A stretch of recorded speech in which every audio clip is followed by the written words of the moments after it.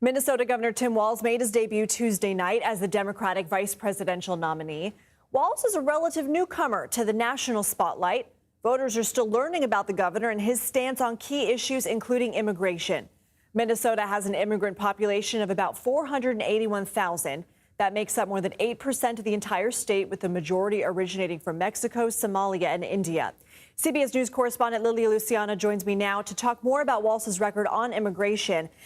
Good to see you, Lilia. Thanks for joining us on this. So Walz has supported Minnesota becoming a sanctuary state. It ultimately failed in the legislature. What can you tell us about what he said about that? So his main point when it comes to supporting sanctuary laws is that he says cities and states that don't allow or don't promote the cooperation between local law enforcement and federal law enforcement. The first thing he says is, look, Congress has given the authority to federal agencies, to federal immigration agencies, to implement immigration law, not local law enforcement. And the second thing, not just that this is who has the authority and the jurisdiction to implement immigration law. Second thing, and more importantly to him, according to all of his statements in the past, is places are safer because undocumented immigrants will cooperate with police, will call 911, will report crimes if they are not under the threat or concerned about being deported. Right, if the local law enforcement officer that they're calling isn't going to ask about their immigration like status. Show me your papers. But there's a number of laws that make a city or a state a sanctuary city or state. Some of them prevent cooperation or communication between law enforcement and ICE. A lot of those laws are criticized because, for instance, if somebody's released from jail, then either the corrections or the police agency cannot call ICE to say, hey, we released this person. You should have the information of whether or not they're documented. There's concerns over those. That's very different from show me your papers if you're stopped on the street. Walz has also signed a driver's licenses for all bill. What does that mean, and sort of what's the both sides of that argument? So I'll start with the criticism of that is that when you make it easier for undocumented people to get a driver's license in a system where once you get a driver's license, you can also apply to vote, that would lead to voter fraud. But there are ways to prevent that.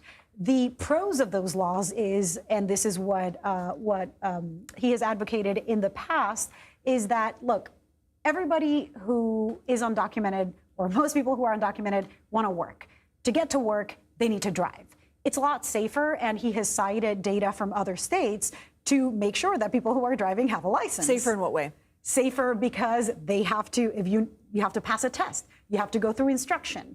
There's data that shows that there in several states where these laws existed before it passed, there in Minnesota, that hit and run accidents have been reduced. So the idea being that people are going to drive no matter what, but this is sort of more controlling doing so legally. You're making sure that people who are on the road are there legally, have a license, and also have insurance. And that's another point that he's brought up in the past, is saying, look, this is not a pathway to citizenship. This is not a pathway to voting, but this is just making sure that when people are driving, they know that the people who are driving on the road are licensed, and that it contributes to the economy because if you have a license, you're more likely to, of course, drive to work. What has he said on federal immigration policies? He's been very vocal on federal immigration laws. I mean, one of the big issues that he's touched on, besides another issue that he expanded also healthcare to the very poorest undocumented workers in Minnesota, and that had a lot of backlash. But when it comes to the federal level, he's talked about the border wall. He's criticized, and he said this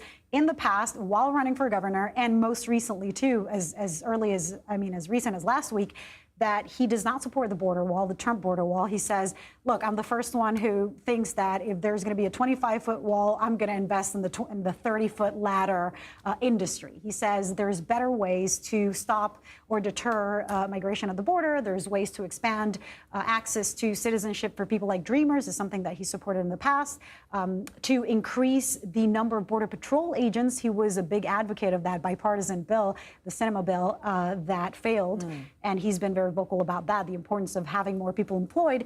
But in the past, he's also been criticized for not sending, like other governors did, National Guards to step in and basically help Border Patrol agents at the border when there has been that shortage. Right. Lilia Luciano, thank you for digging into that for us. Thank you.